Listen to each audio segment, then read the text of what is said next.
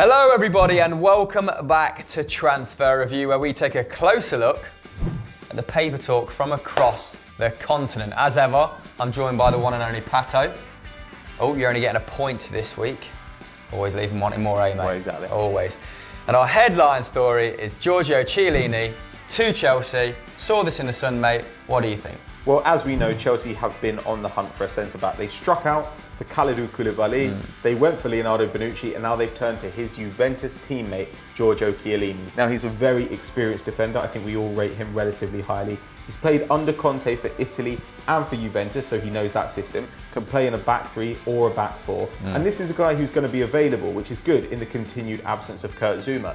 Chiellini has played more than 30 games every season for the last 10 years. That's pretty impressive. On the other hand, he is 32, so this is quite a lot of money for a guy of his age. And the thing is, when you're paying that amount, you want them to provide something else. Bonucci offered extremely high playmaking ability, something that they really need, the ability to play out from the back. Chiellini does not have the same passing range, so I'm not sure that this would really solve Chelsea's larger problems. £29 million is a lot of money for a 32-year-old Pat, as you said, but Juventus are still flush with cash from the Pogba sale, albeit spending a lot of that change on Higuain, so there's no great pressure to sell. He's under contract till 2018. The guy's been there for 11 years. He's in for his 6th successive Scudetto. He's a fan favourite, and I don't think Allegri quite trusts prospect Daniel Rugani with that starting berth yet, albeit he's a very, very promising player. I think Arsenal were in pursuit of him earlier this season. Shock. And as you say, they're in for Koulibaly, who's pure, unadulterated athleticism. So there seems to be an inconsistency in terms of what type of centre-back Chelsea being linked with. Sure. So for me, I'm not sure if there's much legs in this one, mate. What about you? No, well, it comes from the Sun, and as we know, they tend to operate at the slightly murkier end of the transfer gossip pool. Now, the fee is a decent amount for a 32-year-old, but it's not enough, we think, to tempt Juve into a sale this late in the window. As Chris says, they've got plenty of money, and they might not have time to get a replacement of the level that they want. Guys, this is not on the cards. Next up is Barcelona's search for a goalkeeper, and it looks like they're replacing Man City-bound Claudio Bravo with Ajax's Jasper Cillessen. Now, this comes to us from Sky Sports. Christoph, why would they be after the Dutchman? Well, Ajax's player of the year for the last 2 years, Pato. So it wouldn't be bad business at all, would it? He's only 27, which is still relatively young for a goalkeeper. He has 30 caps at international level. He's made 140 appearances for Ajax, including some in the Champions League. So he has that elite level experience. And he's quite good with his feet, more importantly. He has a passing accuracy of 65%. So he'd more than likely be happy with playing second fiddle to German Ter Stegen, who'd become a little bit restless, shall we say, at the prospect of starting another season second in the pecking order and not getting the lion's share of those domestic appearances. What do you think, mate? Well, look, 12 million euros may not sound like a lot to fans of the Premier League or La Liga, but that money can go quite a long way in the Eredivisie, and so I could see a reason to sell this guy. For that money, Ajax could get a replacement, and it's also the asking price of last season's Player of the Year in the Netherlands, Hakim Ziyech. So they could actually improve their front line as well, which is something they might want to do after losing the last 2 campaigns to PSV. Now look, Cilessen has been the Player of the Season the last 2 years for Ajax, but this isn't Van der Sar we're talking about. He's a good keeper, but not a great one, and I think that they'd be willing to let him go. On the other hand, they haven't had the greatest start to the season. They got a disappointing 1-1 draw against Rostov in UCL qualification, and they started with a win, a draw, and a loss in the Eredivisie in comparison to the 9 points that PSV have taken from their first 3 games. And Feyenoord. So, well, exactly, as well as Feyenoord.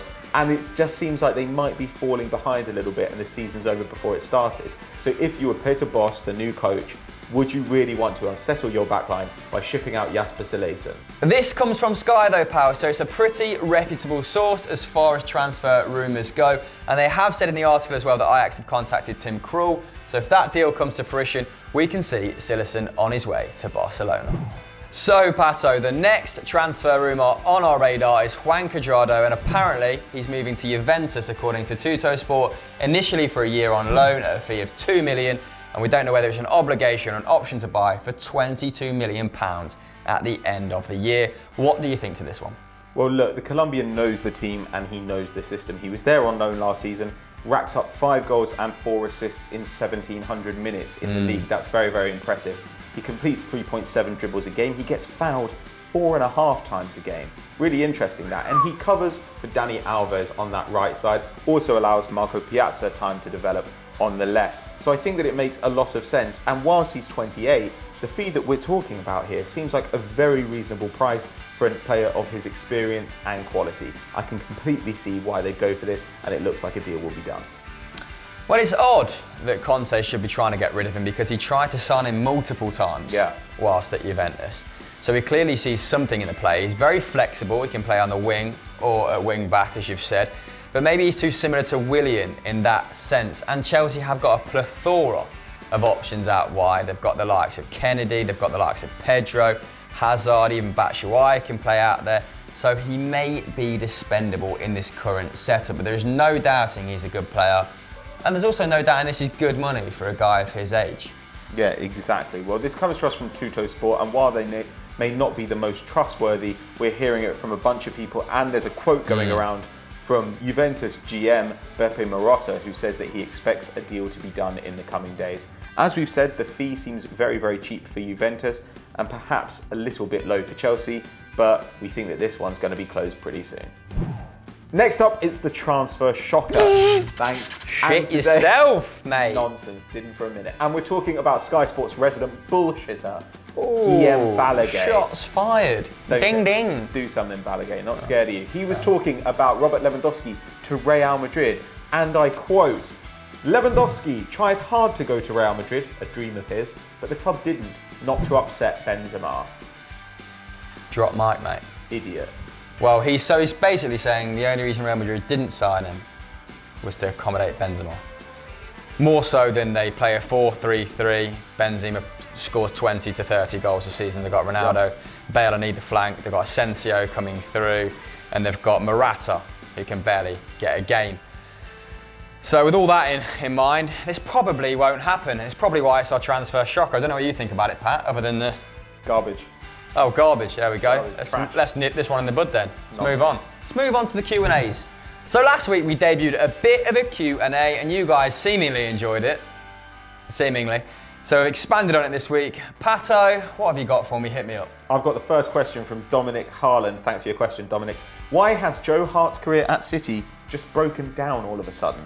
Ooh, great question. Good question. Now, I am a Joe Hart fan. When your back's against the wall, you want a guy like him in goal, as displayed over the 2 legs against Barcelona. But in terms of consistency, in terms of all of a sudden, Dominic, I think his reputation's actually taking a little bit of a beating incrementally each year. Since 2012, he's committed 16 errors that have led to goals. That is more than anyone who's played in that Man City back 5.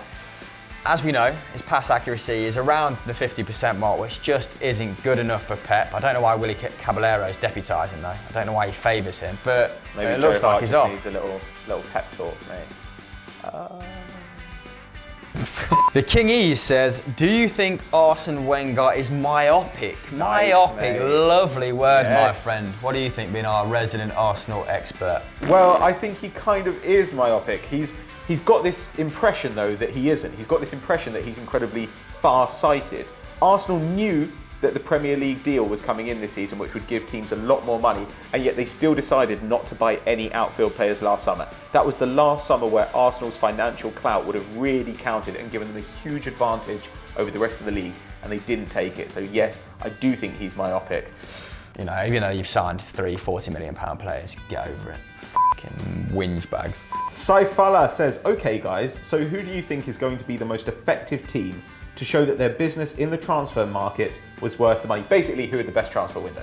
That's a very, very good question, Saifala, and I think it's someone we touched upon in the Euro Daily Roundup. It may be Sevilla. They've signed the likes of Vieto, they've signed Sabria, they've signed Vasquez from Palermo, who looks like a class act.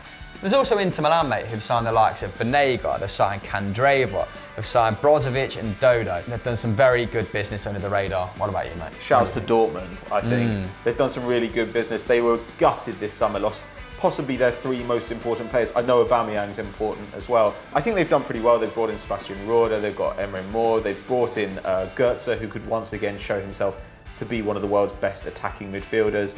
Ousmane Dembele looks absolutely filthy, and they picked Mark Bartra up for an incredibly low fee. I'm pretty excited about Dortmund this season, seeing what Tuchel can get out of them. This one's from Gert Rijan. I've obviously butchered the pronunciation of that, but let's move on. And he says, what place, Pato, do you think Feyenoord is going to end this season? Right, well, I mean, they've made a great start, haven't they? It's 3 wins in 3. Yeah, it's a very good start to the season, but I think they will struggle to compete with someone like PSV for the title. I think that probably 3rd place is where you're looking with them. But with Ajax kind of wobbling at the moment, maybe they can build up a lead on them. They've brought in Steven Berghuis, which is, I think, a really good move. They've got him on loan from Watford. In his last season with Artsed, he got 11 goals and 4 assists in 22 league appearances. Very, very impressive stuff. They also kept Tony Villena, which is a really good move. It looked like he was going to leave at some point. Jurgensen's come in and started scoring. Eljero Elia already has a hat-trick this season, which is pretty impressive stuff. So I really hope they do well. I'm not sure what Van Bronckhorst has got up his sleeve, but I think that 2nd or 3rd place, second place would be an incredible season for them. Mate, you didn't mention Brad Jones in goal. Oh, unbelievable. It. Sorry, Brad. Sean Webster says, if your club could have any Mangea, who would it be? I believe he meant manager. Brendan Rodgers, next. Idiot. Well, this one's a little bit contentious, Pato. It's from infamous CXNT. See what you did there, big man. Very, very clever. And he says, believe it or not, straight from the horse's mouth, my great nan's dry arsehole has more personality than these two. Your language is offensive. Fuck! Do you know that your great nan's is dry, mate? Mate, you need to get your nan some Vaz. So that was transfer review for this week, but what are the biggest stories that you've seen doing the rounds? Let us know in the comments below. And if you enjoyed this video, you can watch our Ugly Mugs round up the latest European football by clicking right here. Right there. Right here. And as ever, guys, don't forget to like and subscribe.